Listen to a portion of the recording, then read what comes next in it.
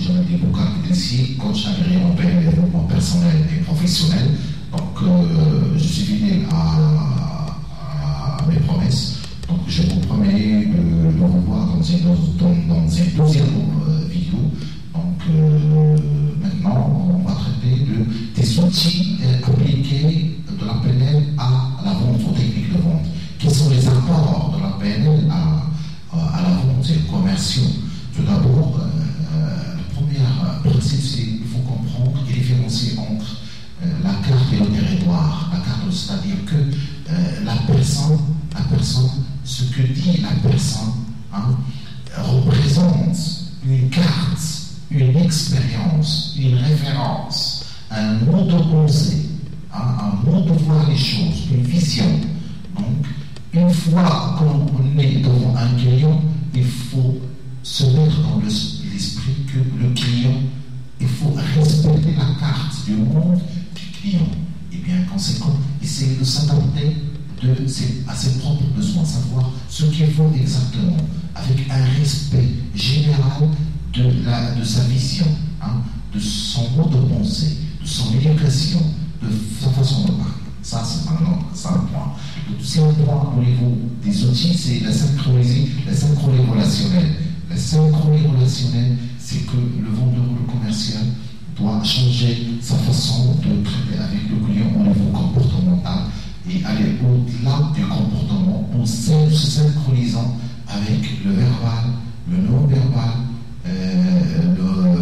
le système des valeurs des clients, les croyances des clients, l'identité des clients. Donc, et au sein même du verbal et non-verbal, il faut aller en détail. En détail, c'est-à-dire, est-ce que le volume du client, est-ce que le débit il est lent, est-ce qu'il est rapide?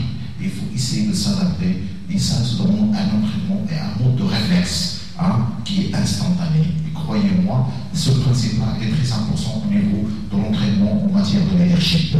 Un leadership doit commencer par ce point pour attirer l'attention et par la suite guider l'interlocuteur là où vous voulez. Le système sensoriel a apporté beaucoup de choses en matière de respect du système sensoriel du client et de l'interlocuteur en général.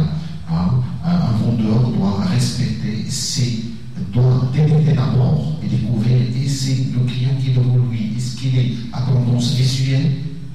Est-ce qu'il a tendance auditive? Est-ce qu'il est à tendance kinesthétique? C'est-à-dire qu'est-ce qu'il est privilégié toucher les choses, les produits? Est-ce qu'il privilégie voir des résultats, voir des choses, parler avec lui avec des mots à tendance visuelle ou des mots à tendance auditive? Et pas pour aller plus loin, à travers le mouvement des yeux, le commercial peut détecter est-ce que le client est en train de remémorer une expérience ou il est en train de construire des mots, des images, tout ce que vous voulez. Ça, c'est dans les entraînements. Ça, je vous demande des flashs pour découvrir la PNL et ses applications dans le domaine de la vente.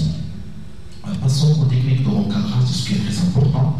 Un commercial, un vendeur qui est devant un client, il faut qu'il sache recadrer le client. Recadrer quoi? Par exemple, recadrer les phrases, les propos, le discours du client, pour lui donner une autre signification à partir de la phrase prononcée par le client pour la recadrer.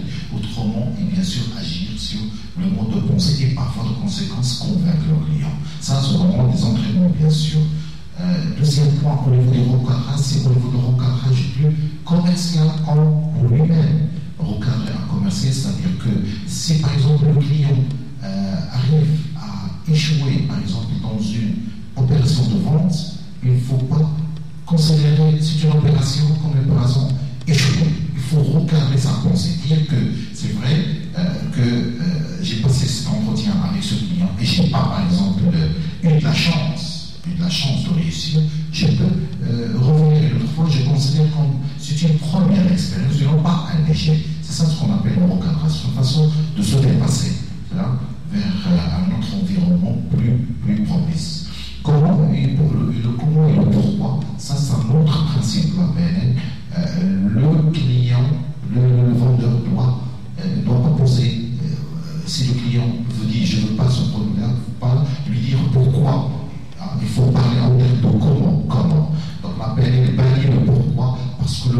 Pourquoi? Pour tout simplement un ensemble de dossiers difficiles au niveau inconscient du client. Il faut éviter, il faut parler en termes de comment.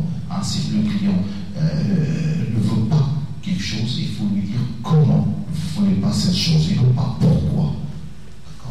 Donc, un autre élément au niveau de l'appel, et ça, on va le traiter dans la troisième vidéo, Inch'Allah, et ce sera une suite logique des vidéos. C'est le niveau des métamodèles. Nous allons le voir en détail. Donc, je vous donne rendez-vous dans la troisième vidéo. Je vous remercie de votre attention et je vous donne rendez-vous, Inch'Allah, dans cette vidéo. Merci.